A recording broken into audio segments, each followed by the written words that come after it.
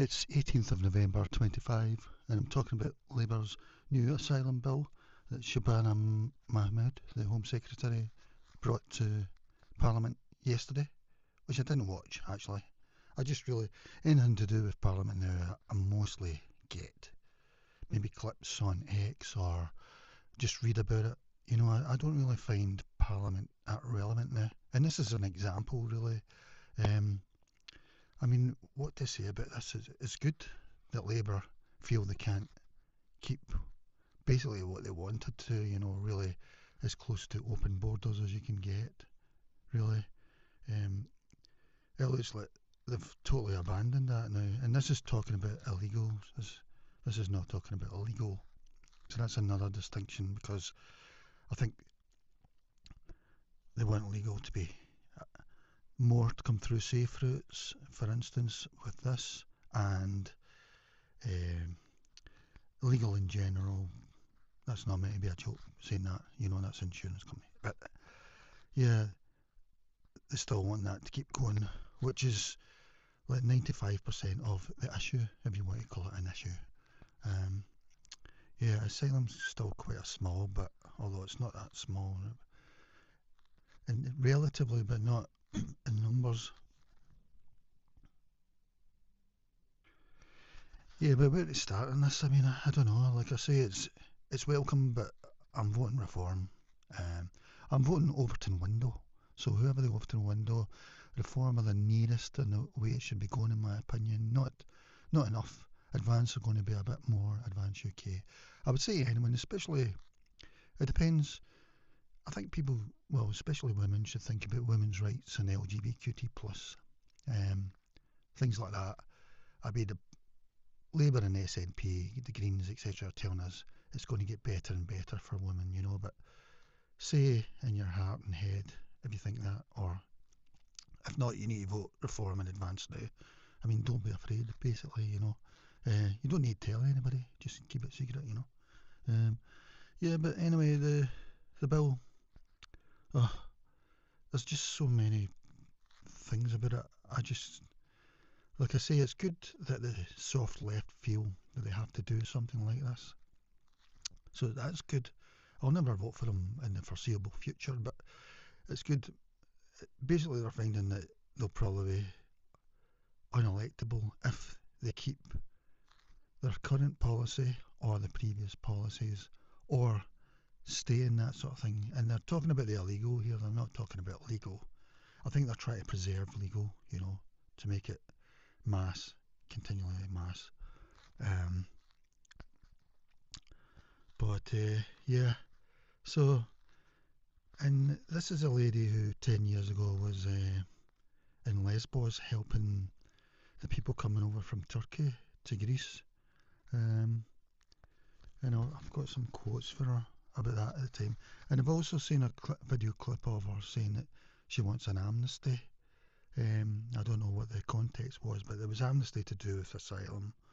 I don't know if it was a full amnesty over Britain. Don't know when it was, say 2019, I don't know. But here's some quotes. I think this was for the New Statesman in 2015. She was over in Lesbos. That's when the Syrians and others who joined the route, trails, they all went to Turkey. And then they get boats over to Greece in the millions. And then Merkel in Germany said, yes, we'll take them. And they've spread out everywhere. Of course, we get a lot as well. I remember Rebecca Cooper used to say, if we take 70 per each town, no, if we take 10,000, that's like 70 per each town or something. I don't know. How's that went? But anyway, yeah, she said things like, I asked myself that question on the desperation of arrivals. What am I doing here? As I helped pull people off dangerously over full dinghies, as I tried to block out the screams of a small child terrified by the dangerous boat journey from Turkey he had just survived, as I found myself knee-deep in wet clothes discarded by refugees. On parents' decisions, what must have gone through his parents' minds when they did that? What kind of desperation makes a parent send their child to trek and sail across continents alone for his safety?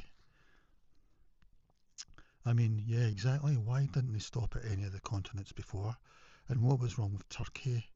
Um, to me, that sort of all the continents in Turkey that they've thing made. Why didn't they stop there? To me, that would make me ask a question, which you're not really allowed to ask, and mainstream media never ask.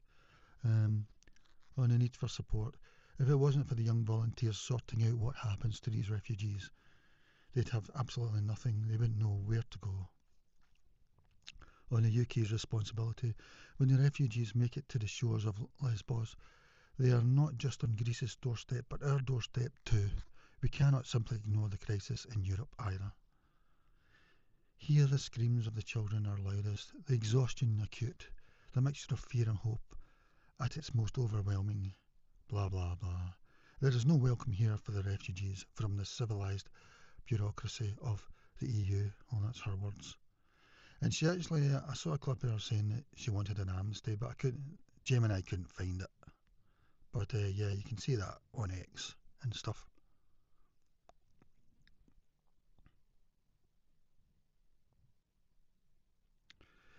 I mean, Google Gemini seems to think that she's always been hard line on illegal, but it doesn't seem like that way to me. Um, well, in May 25, I mean, that's 10 years later, focus on fair and controlled system. She wasn't even Home Secretary then. She didn't until September. I look at a community that I represent, which is 70% non-white. She's allowed to say that. If you ask my constituents, they want a fair managed migration system. Well, I can believe that because there's I think a lot of people move from intolerant countries to tolerant ones that have maybe low trust to high trust, that sort of thing. So a lot of countries around the world, they're either far left or they're far right, but they're really just dictatorships. And yeah, well, I don't know that, but that's the way it feels. And because it doesn't take much for anyone to create a desirable society. I mean, I would say Britain's even done it over the years in a lot of places like Hong Kong or a lot of others. Maybe the best years were, you know, and we even created a few like Australia and America. It doesn't take, all it needs is the people to sort of behave, really, I would say. I mean, I'm putting it in very general, but it doesn't take a lot to make. I would say the only reason people should be moving is towards sunny weather, warm weather. Warm, sunny weather is the only reason I think people should be moving, but it doesn't seem that's the way it's happening. And then the question is why? Mainstream media should be asking that. They could be asking people coming to cold, wet Britain why, but it's never really asked, is it? So here's another quote. She noted that many in her constituency who are immigrants themselves value strict adherence to the rules. Most of them will say they came in on the basis of really quite strict rules. That's not true. That they followed to come to this country to work and make a life for themselves. I just don't know why we've got ourselves in a tangle talking about migration controls on the left of politics, because it's really pretty fundamental to the way a lot of our voters think, especially, I would say, like our constituency. From countries overseas, that's the way it looks to me. Like I say, tolerance, intolerance, it's up to yourself. I mean, in a way, I feel she could be arrested for saying stuff like this, but I'm not saying it, especially under Keir Starmer. I mean, it's the one thing that you're not allowed to talk. Well, there's two things you're not allowed to talk about. Something happening in the Middle East, really. If these are the two things that you're not allowed to really talk about in the West, because we don't live in free speech societies. In fact, it's really Stasi societies, especially under Keir Starmer. He's with his quick courts and things like that. So he's the most. I don't know. He made that speech in May this year, which was I would say the strongest speech on the issue since 1968.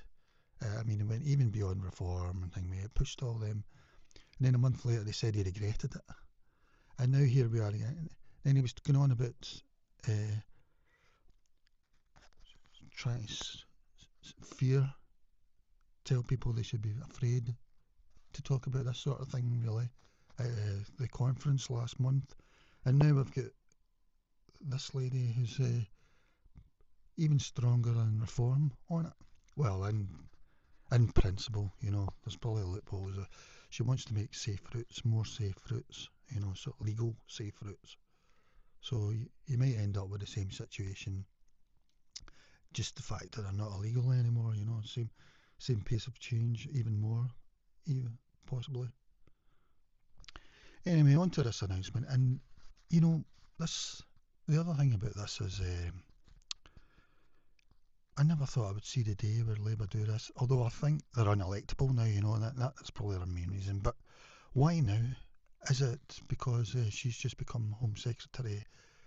Is it her bill, basically? Because there's lots of little things in it. Anything that's a deterrent, I welcome, but who decides these things? And this is why I don't agree with our democracy. Like, is it her, really?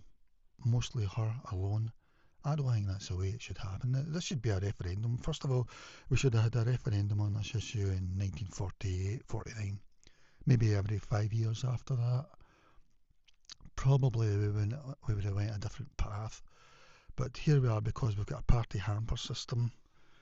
I think at first neither party really wanted it, and it was just something that happened because the people coming, you can't overemphasize, it seems, how much they want away,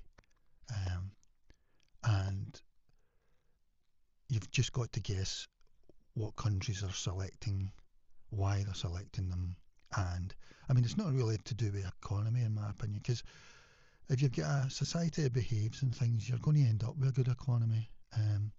Even somewhere like China, I think it doesn't seem that people are moving towards China, in the same way, mass. So you've got to ask, why aren't they moving to China or India, maybe even, I don't know, but why aren't they moving there? And also, somewhere like China, I think you'd get almost zero chance of becoming a citizen of China. We're talking about like maybe 1,000 a year or something like that. So the idea that economies need people to flourish doesn't seem to thing me with China anyway. So they're making a decision. Why? Yeah, but it seems that people don't want to go there anyway, en masse. So mainstream media could ask the people why, and what is their image of the countries they're going to? What is their image of the people when they think of it? In a referendum, how would they vote? I can't even go there, basically. So, yeah, so I'm just looking.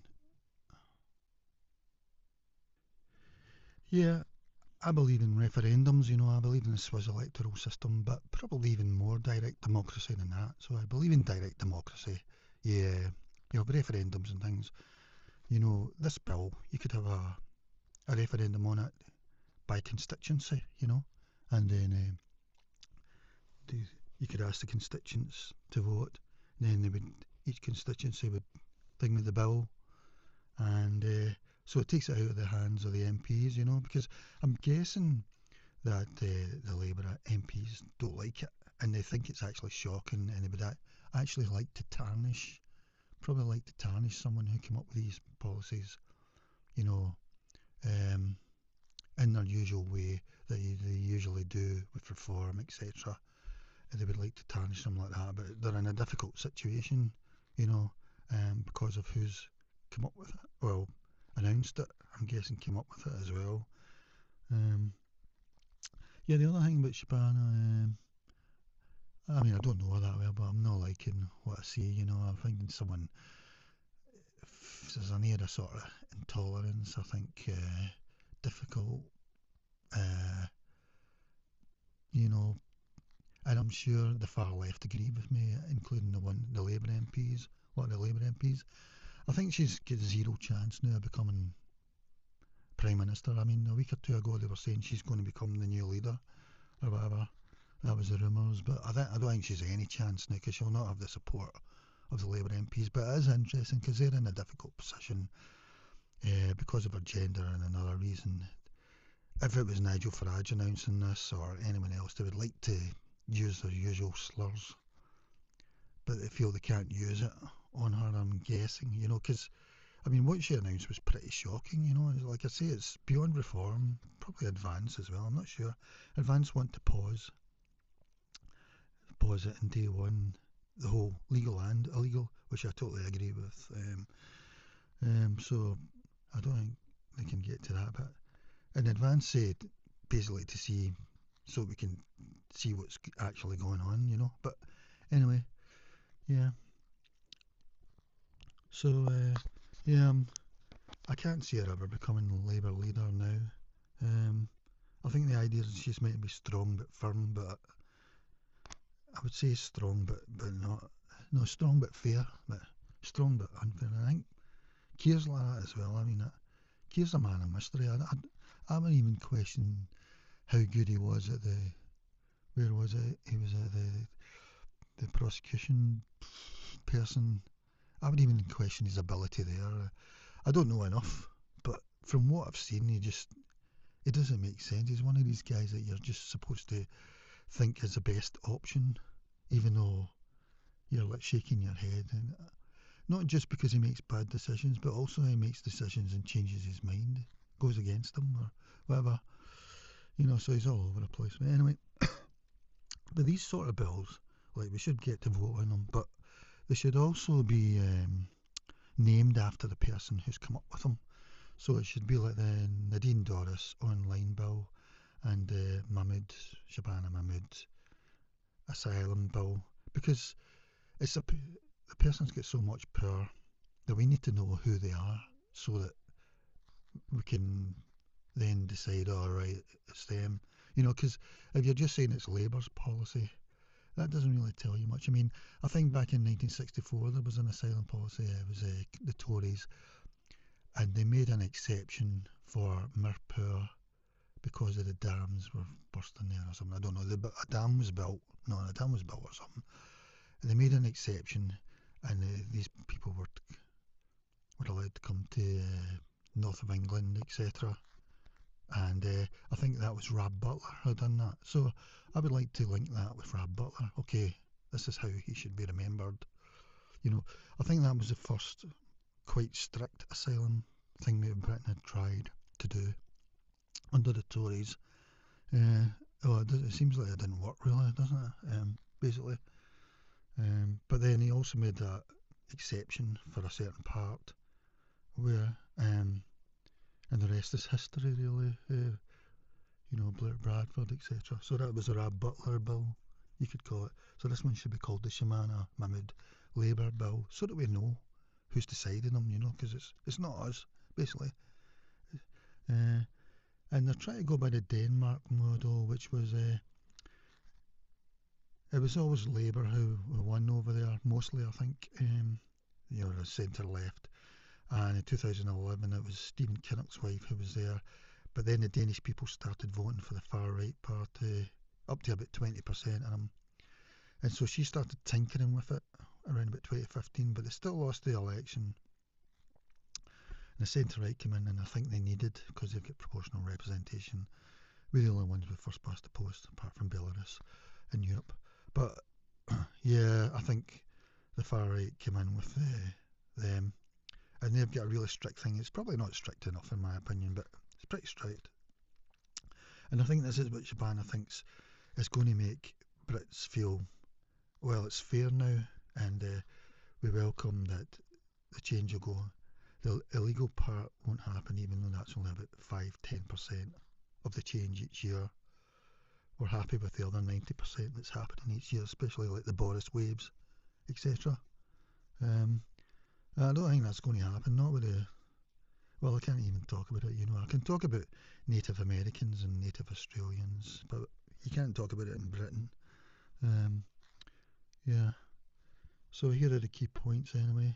Just looking at it. temporary refugee status and review. Yeah, personally, because she says she wants to keep the public consensus on asylum. Personally, I think we should scrap it. I don't see. Long distance, yeah, because it was created after World War Two to help your neighbouring countries, basically. That was it. Full stop. It's ended up, you're here. It's people coming in because they've ruled out continents, it seems, continents and countries. They're coming in and we don't know their views on women's rights and LGBTQ+, but SNP and Greens, etc., think they're going to take their on board there. They either have their views on it already or they're going to go that way.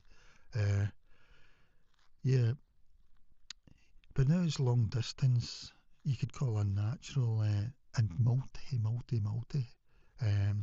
from places that probably do very well on the UN corruption list, for an example. And like I say, no country should be poor now at all. It doesn't take much for a society to flourish. You know, people talk about the economy, but it's not really an economy. If you've got a high trust society, if people behave, you're going to end up with a good economy anyway. So that's just an after thing, almost. I mean, it's not really, but that's the thing. If everyone behaves in the right way, everyone will flourish, basically. But there's a lot of countries around the world that people don't seem to want to live in. So, personally, I think asylum's sort of scrap. For neighbouring countries and that, yeah. But it's been totally used the wrong way now. And a lot of them probably aren't even in any danger, even. I mean, apparently the biggest amount of claims are from Pakistan, and that's a democracy. There's no thing there at all at the moment. I think we get a lot of Indians and Bangladeshi as well. Basically, there's been none coming for asylum through these places.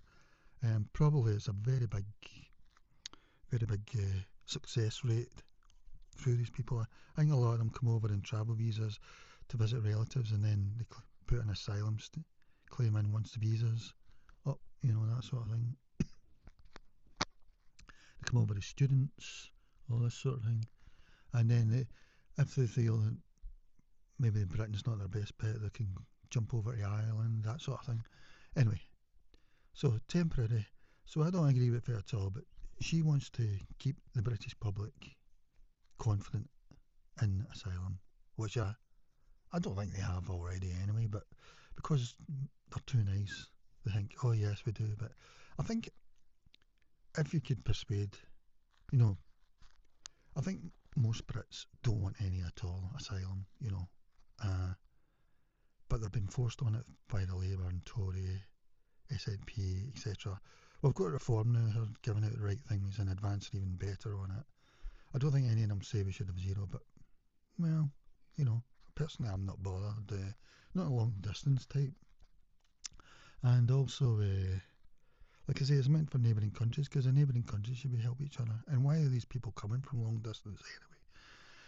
How do they feel about the countries they're passing through, or the continents? How do they feel about them, and why? But even if you have asylum, I think it should be temporary, which I think Denmark do, yeah. So I'll look through all the key points now. First of all, temporary refugee status and review, yeah, I'm definitely thinking that. Path to permanent settlement, indefinite leave to remain. Well, Reform are going to scrap this, which I agree with, but she wants to make it from 5 years to 20 years. I mean, basically they just need to hang about 5 years at the moment, and then they can get indefinite leave to remain, and then they can end up as citizens almost definitely. So she's changing that from 5 to 20, which sounds about the same as Dubai, although you've really no chance of becoming a citizen in Dubai. Path to permanent settlement. So I don't agree with that anyway. I agree. Reform want to scrap that. Protection work and study visa route is proposed, allowing refugees who obtain appropriate employment or begin study to potentially move off the core protection route. So, I mean, she's saying they'll give them 20 years, but if they start, they're going to let them work in things now, I think. And if they start doing that, it'll be a lot sooner. So she's saying it's really just to do with as long as you're working, basically. It's nothing to do with your views on women's rights or LGBT plus. These things don't matter at the moment. Uh, it doesn't matter if you become a politician, which you then can try and change the law, or if you get enough of a group, you can change laws, that sort of thing. Um, so, 3, financial support and asset seizure, ending duty to support. The statutory duty for the government to provide asylum support will end. Well, I agree with that as well. Although they're going to let people work, which probably will make it even more difficult. I mean, I agree with they should be kept and detained in nice detention centres, basically. Um, so support will no longer be provided to those deemed able to support themselves or those who break laws. Asset contribution. Officials may be allowed to confiscate valuable items, assets from asylum seekers to contribute towards the cost of their accommodation and processing. Well, people are saying that she won't do this. They have this in Denmark, and it does seem a sort of gimmick, but the people coming in, from what I've seen, once they're in their hotels, they're well dressed, really well dressed. They've paid money to get on the boats, £3,000, 4,000. They've paid money to get all across all those countries. I mean, and they've got all this bling and stuff. So I'm not even against that in principle, in fact. But if people are saying they won't actually do this, about 17 people in Denmark have had this been done to them. But personally, I'm even in favour of it. Yeah, but I don't want anyone to get in at all anyway, and I don't want, that sort of thing. But like Advance UK, I want so. Accommodation and deportation. Ending asylum hotels. A commitment remains to end the use of hotels, looking towards alternative larger sites, including military sites. Yeah, I definitely agree with that. Anyone would have come said that 20 years ago. I mean, I would have thought about it as well. Just, they need centres where you can keep these people. I mean, they shouldn't be here anyway. But yeah, they shouldn't be wandering about either. Tougher removals. It plans a hard-headed approach, so that means they've not got one just now, if you're saying that. To removing failed asylum seekers, including families with a safe home country for return exists. Yep, totally. Consultation on enforcing the removal of families, including children, is planned. Yep, totally. Totally agree with that. I actually wonder about the Rwanda family, from Southport. I mean, yeah, I don't know. Or just as an example, but I've no. I mean, to me, the question is: do you think we're heading for utopia, as Labour and Tories seem to be saying, or do you? The other opposite of that is chaos, which would be bad for everybody. So do you think it's going to be a utopia for everyone, or do you think it's going to be bad for everyone? A spectrum. If you're someone, with young children at the moment, or grandchildren, or whatever, you can think of that and then think, well, is Labour and Tory, is that good then, or SNP? Does that tie in with me thinking this is going to be really good for my grandchildren, etc.? Or even yourself, to be honest now, it's changed that much. Or do you think this is a sort of new experiment and it's might result in chaos? Maybe if you're creating a new society, well, I don't even want to go there. I was going to talk about corruption and stuff, but the UN Corruption Index or whatever. Anyway, number 5, legal and appeals reforms. Yeah, appeals overhaul, yeah, because it's a joke at the moment. They're going to have one, and it's by one independent body, a single appeal. And it's not going to be sort of courts anymore. It's going to be a sort of thing based by the Home Secretary, which I totally agree with. We've tried courts and that. I don't, because we've got too many activist judges and stuff now, and the judges err on the caution. Human rights law. The government intends to limit the use of Article 8 of the European Convention of Human Rights in immigration and asylum cases, placing greater emphasis on the public interest in enforcing.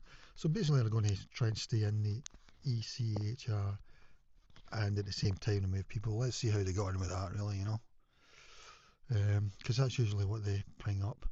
6. Family reunion, restricted family reunion. Under the core protection route, there would be no automatic right for refugees to bring family members to the UK. Those who transition onto the new work and study route may become eligible. So there we go, and there's a loophole. But under conditions similar to those for other legal migrants. So that's really a loophole. But yeah, because at the moment, I think really you bring the family tree over. Liz Truss calls it chain migration. Um, why does the family tree want to come over here? What's wrong with where they live? Have they ruled out continents? If so, why? When they think of the British people, what's their image in their mind? That sort of thing. Yeah. So that's a big shift. I really can't see Labour going along with that. The Labour MPs, I'm not even talking about the far left like Richard Burgon and Nadia Whittome or whatever. I'm talking about the ordinary ones, really. I think they're probably absolutely gobsmacked. I mean, at the moment, this is the toughest. This is tougher than Reform, I think. Almost. Or not in some, because Reform are going to do with indefinite leave to remain. But it's a competition now, which is good. But I totally agree with.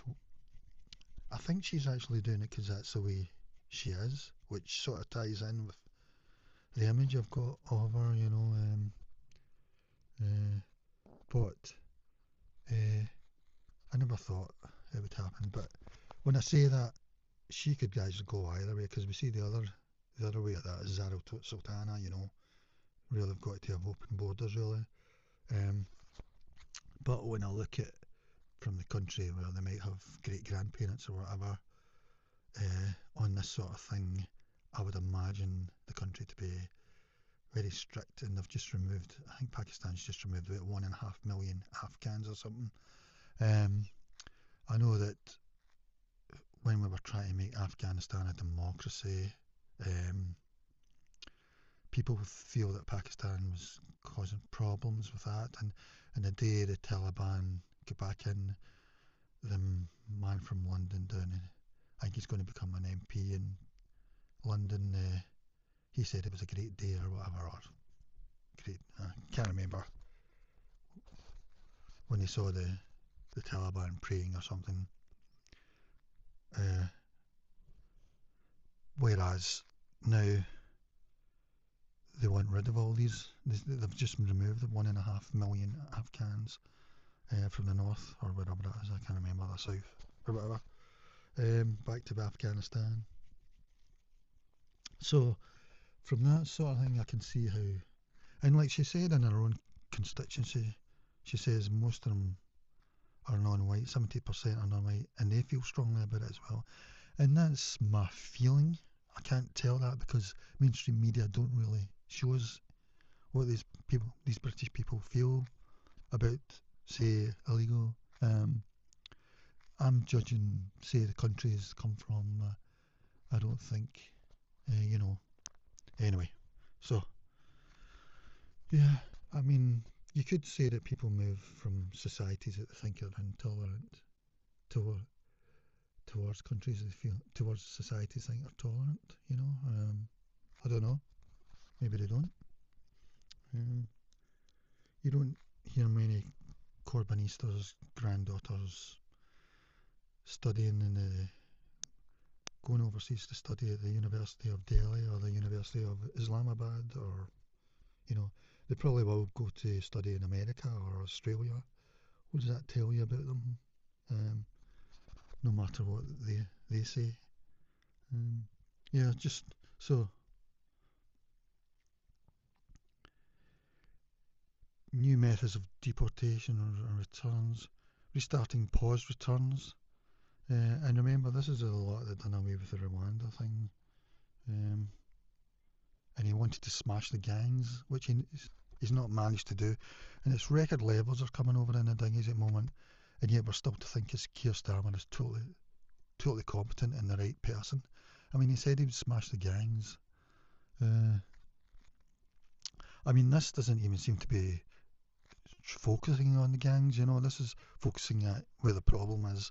It's too easy once you get here to stay, and you can just wander around until they've even looked at your claim, or until you've had your appeal, and then after your appeal you can just stay anyway. So this is nothing to do with the dinghies even, you know. Restart and pause returns previously been paused or largely avoided, which is understood to specifically include Syria, so that's good news there. Swift refusal of unmerited claims. I mean, this is all silly stuff, you know. It should have been done decades ago. That are deemed clearly unmeritorious or have little hope of success. Deportation of foreign national offenders. A focus is placed on faster removal of foreign national offenders and creating a new body to fast track their cases and last minute appeals. And I don't really understand this, you know. Why, if someone, I mean, I don't want them here, like, but why are they making this distinction, you know? If they've offended before they get accepted, what about after? And then when would they stop if they do an offence in 20 years' time? You know, I don't know why they're making this distinction. It seems to be emotionally, because if they're supposedly here because they're in danger of where they are, where they came from, I mean, why are we sending them back if they've committed some crime that maybe women MPs find really offensive or whatever, you know? I'm just saying that emotionally, because I'm saying they're talking about emotion. If their life is in danger, if they're sent back, you know, if we're sending them back, why can't we send everybody else back, you know? So, yeah. So, tightening legal and appeals process, single appeal route. So, it's the new independent appeals body designed to restrict failed asylum, preventing them from making multiple sequential attempts to stay on different grounds. Limiting modern slavery claims, yeah, we get a lot of that now. To limit the use of modern slavery claims to prevent their misuse as a last-minute tactic to block removal, including ending reconsiderations for certain countries. Article 8 claims, this seems the big one. This is where you, maybe if your 8-year-old son doesn't like the chicken nuggets of Albania, you know, they get to stay in this. Well, the previous list mentioned limiting Article 8, right to family life use. The details include narrow family definition, so the family is going to be narrow. Onshore claims only. Only people living in the UK can lodge an Article 8 claim, not their family members overseas. So this has been going on and we didn't know, the public, you know. Prioritising public safety. Courts will be required to prioritise public safety over a migrant's right to a family life when considering appeals. Yeah, because at the moment it doesn't matter what they've done really. If they've got a right to a family life, they get to stay, you know.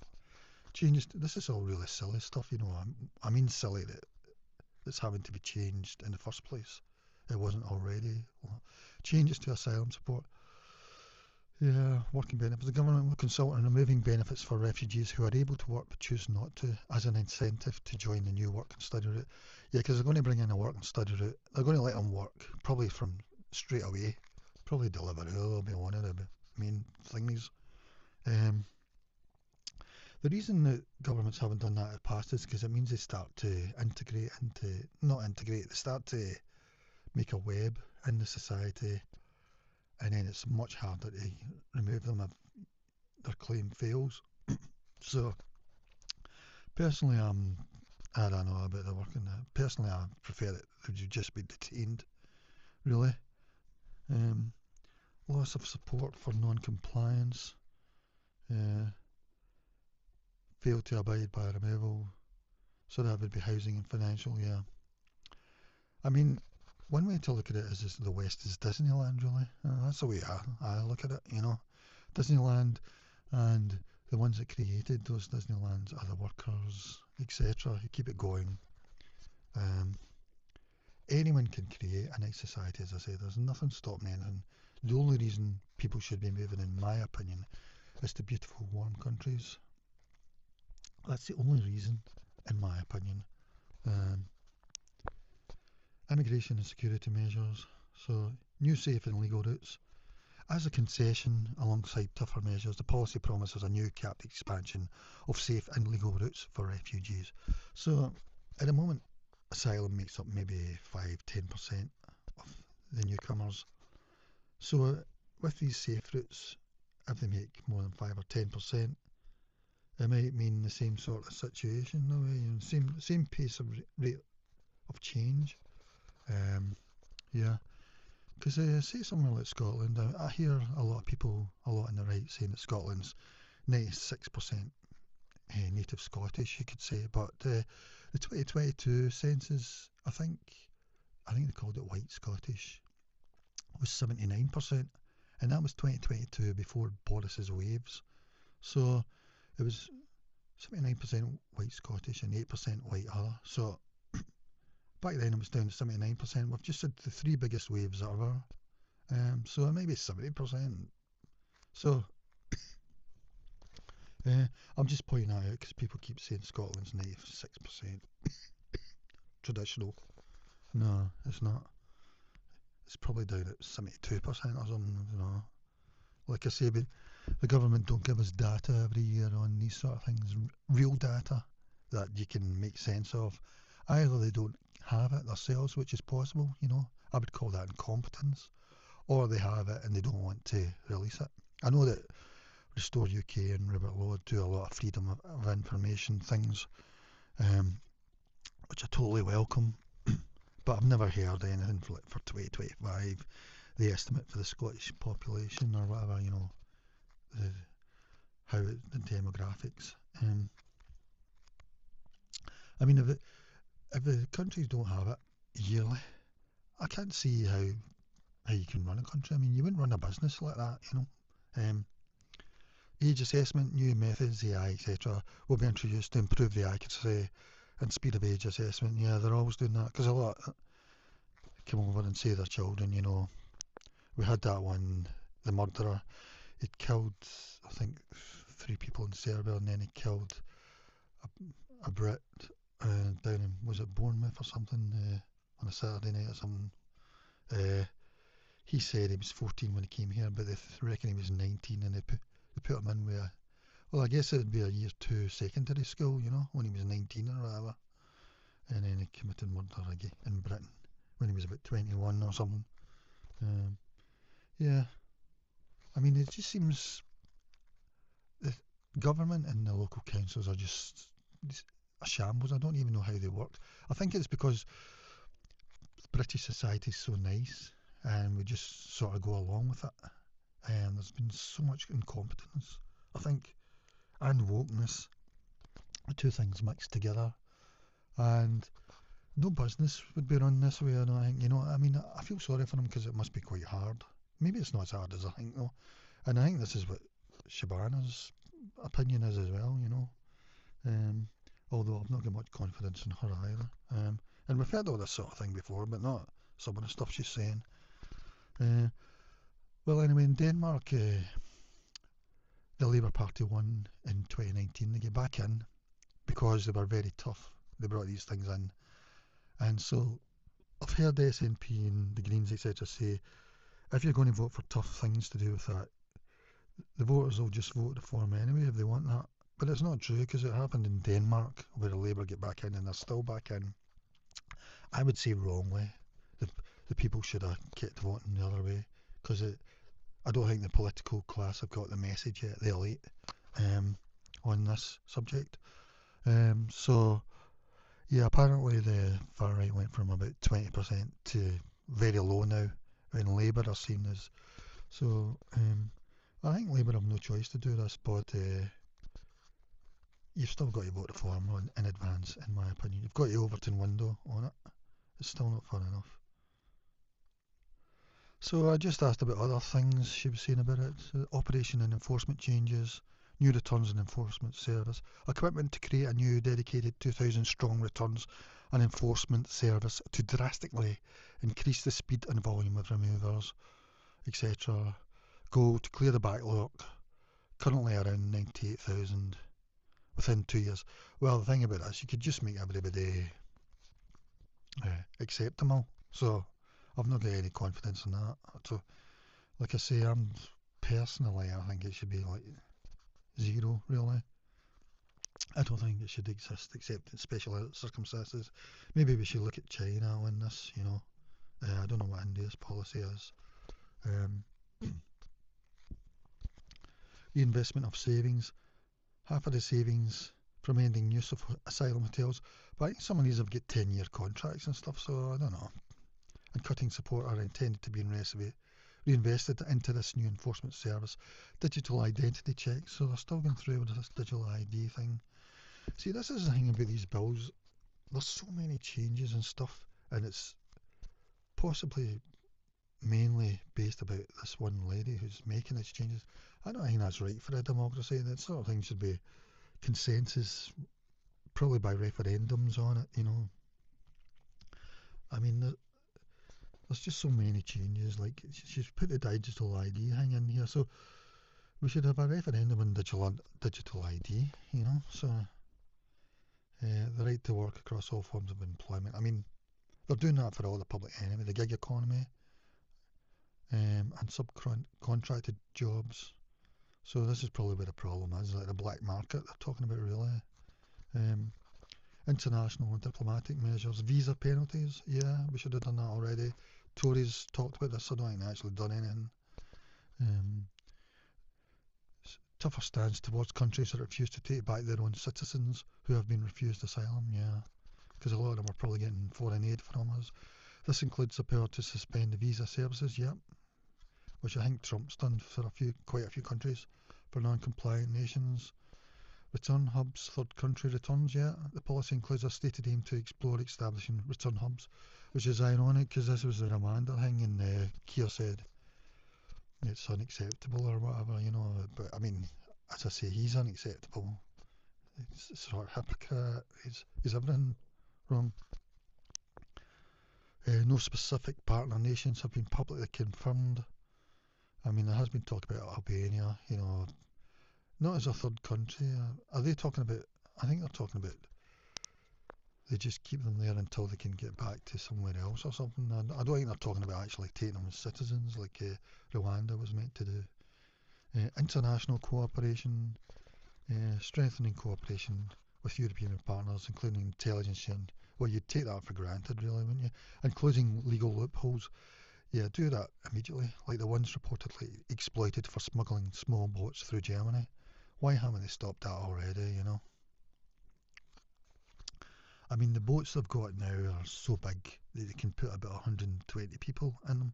The dinghies, I should say. Changes to the new protection routes, protection work and study visa details. They will be treated more like other legal migrants, so I don't agree with this sort of thing. And plus, this is probably a loophole, qualifying tests, etc. Core protection conditions. They must comply with all conditions, including attending interviews, abiding by removal directions, not working illegally, relocating to assigned accommodation. And I just asked it for more points. Specific legal and human rights challenges. Seek reform of the application of Article 3 of the ECHR. In the context of asylum appeals, this is aimed at making the criteria for the risk of torture or inhuman degrading treatments more narrowly defined to prevent its use as a common last-minute appeal to block removal. Limiting judicial review aims to restrict access to judicial review in certain immigration and asylum cases, which is a key mechanism currently used by lawyers to challenge Home Office decisions. So it's to get all these loophole laws that they rely on, basically. I mean, you should be clamping down on these all the time. I wouldn't even want these as a bill. I just want them to put them in their own immediately, you know. If you have to put it through Parliament, then. And it just shows me how Parliament's useless as well, because it'll take months to put all this through. Maybe 6 months, maybe 9 months, you know. Just again, it just shows that our quote democracy doesn't really work.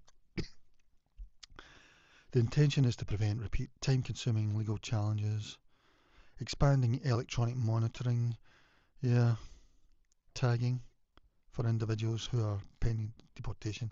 Like I say, I think they should all be detained anyway, in a nice place. So that would probably do away with that, really. You could even create a butlins for them if you wanted, you know. Small boat measures and organised crime. Focus on organised, yeah, well, this was all me. Keir was maybe smashing the gangs already. New offences. Expanded search and seizure powers. Introducing new powers. Search and seize electronic devices like phones from those in the relevant cohort. Small boat arrivals to gather intelligence. Yeah, they probably don't even look at their phones at the moment. In fact, most of them throw their phones overseas, but the ones that keep them, even. Border Security Command. Establishment a new Border Security Command. Yeah, we need that to provide central system leadership. I mean, it really needs to be off away from the Home Secretary, really, on its own. The aim of greater coordination and effectiveness against irregular migration. We're calling it irregular again. We call it illegal, I would say.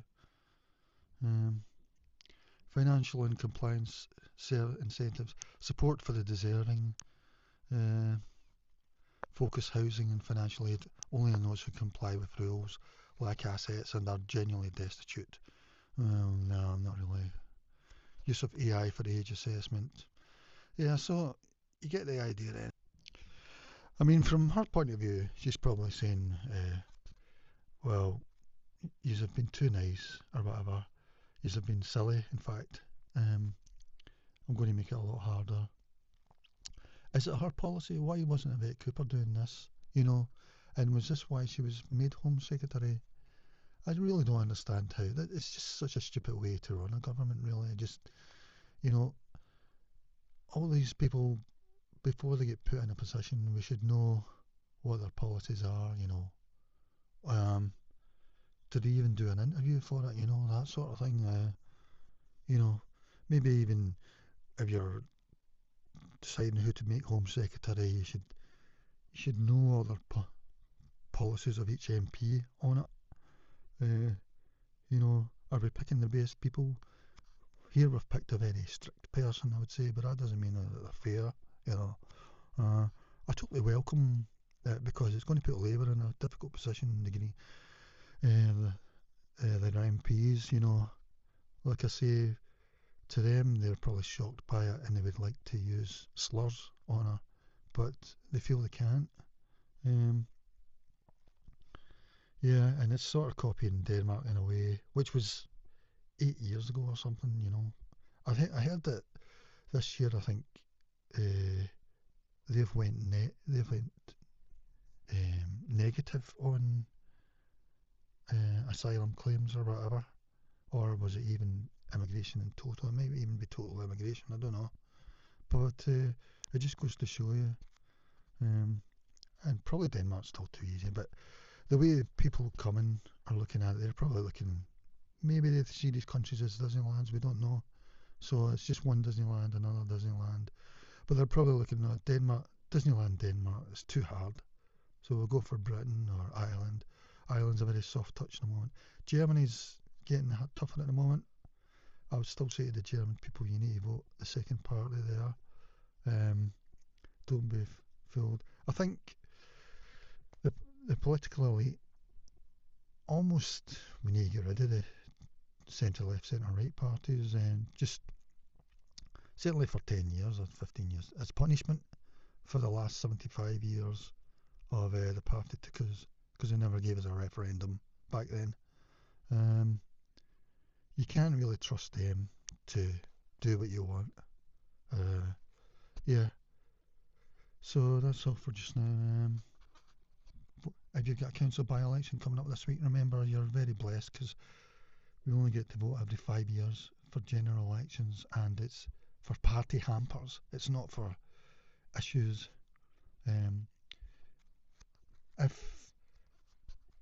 Is this the only issue that bothers you? If not, then just doesn't really matter. If it is, then you've got to vote Overton Window, like Reform, Advance UK, um, especially if you usually vote Labour, SNP, Greens.